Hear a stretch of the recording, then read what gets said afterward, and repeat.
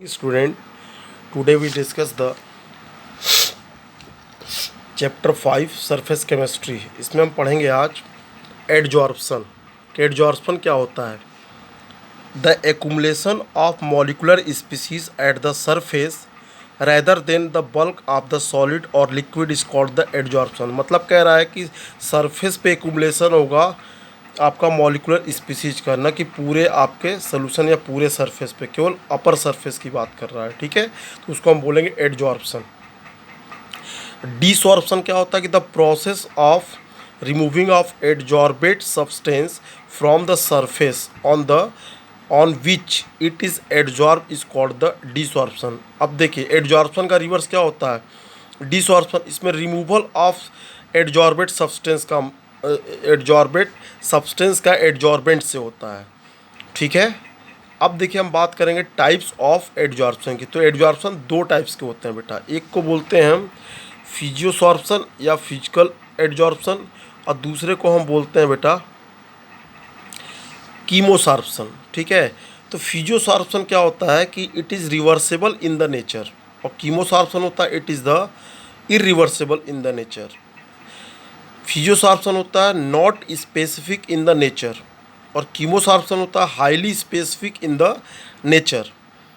फिजियोसॉर्प्शन होता है low temperature is favourable, और कीमोसॉर्प्शन होता है high temperature is the favourable.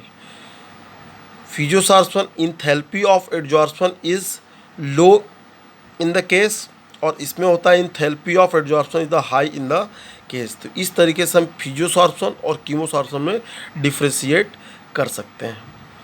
ठीक है, अब इसके बाद हम बात करेंगे बेटा हमारे पास होता है एडजॉर्प्शन आइसोथर्म। कि एडजॉर्प्शन आइसोथर्म क्या होता है कि the various in the amount of gas adsorbed by the adsorbent with pressure at the constant temperature expressed at the adsorption isotherm। कि एडजॉर्प्शन आइसोथर्म क्या एक्सप्रेस करता है कि कोई भी गैस किसी भी एडजॉर्बेंट सब्सटेंस पे कितना एडजॉर्ब हो रही है, ठीक है, with pressure at constant temperature, तो उसी को हम बोलते हैं एडजॉर्प्शन आइसोथर्म। और एडजॉर्प्शन आइसोथर्म को एक साइंटिस्ट फ्रुंडलिस ने इस बात को एक्सप्रेस किया था। ठीक है, अब देखिए हम बात करेंगे फ्रुंडलिस एडजॉर्प्शन आइसोथर्म। तो फ्रुंडलिस एडजॉर्प्शन आइसोथर्म की जो वैल्यू होती है x/m इज इक्वल टू के इंटू P1/n, और n की वैल्यू क्या होती है? Greater than 1। ठीक है, तो ये फ्रुंडलिस आइसोथर्म होता है। ठीक है, यानी एडजॉर्प्शन और मोल फ्रैक्शन गैस, ठीक है, जो होता है दोनों के बीच में ग्राफ खींच लिया जाता है एक्स। अगला टॉपिक हमारा है बेटा कैटालिसिस। कैटालिसिस क्या होता है? जैसे कैटलिस्ट आपको पहले बताया गया होगा, नहीं पता तो जान लीजिए कि कैटलिस्ट का काम क्या होता है। ये रेट ऑफ रिएक्शन को अल्टर करता है। अल्टर का मतलब ये इंक्रीज भी कर सकता है और डिक्रीज भी कर सकता है, इसीलिए इसको बोलते हैं alter the rate of reaction, catalyst. अब कैटलिस्ट तो वो क्या हुआ? सब्सटेंस हो गया, लेकिन जो रेट ऑफ रिएक्शन अल्टर करने की प्रोसेस होती है उसको हम बोलते हैं कैटालिसिस। क्या बोलते हैं? कैटालिसिस। यानी substance which accelerate the rate of chemical reaction and themselves are known as the catalyst and phenomena is known as the catalysis। इसमें कह रहे हैं कि सब्सटेंस जो रेट ऑफ रिएक्शन एक्सिलरेट कर देता है, ठीक है, और खुद को भी, उसको हम बोलते हैं कैटलिस्ट, और इस फिनोमेना को बोलते हैं कैटालिसिस। अब कैटालिसिस दो टाइप्स की होती है। एक आपका होता है होमोजीनियस कैटालिसिस, दूसरा आपका होता है हेट्रोजीनियस कैटालिसिस। होमोजीनियस कैटालिसिस का मतलब कि जिसमें कैटलिस्ट और आपका रिएक्टेंट और प्रोडक्ट ये तीनों के फेज सेम होते हैं। फिर से सुनिएगा, होमोजीनियस कैटालिसिस में कि in the homogeneous catalysis phase of reactant, catalyst और प्रोडक्ट आर सेम। यानी रिएक्टेंट, कैटलिस्ट और प्रोडक्ट के फेज सेम होंगे। जैसे एग्जांपल के तौर पर हमने लिया, देखिए 2SO2 + O2 catalyst NO is equal to 2SO3। यहाँ पर देखिए सल्फर डाइऑक्साइड भी गैस है, ऑक्सीजन भी गैस है, NO कैटलिस्ट भी गैस है, और प्रोडक्ट हमारा SO3 भी गैस है। यानी देखिए सिमिलरिटी है इनके फेज में, इसलिए इसको बोलेंगे होमोजीनियस कैटालिसिस।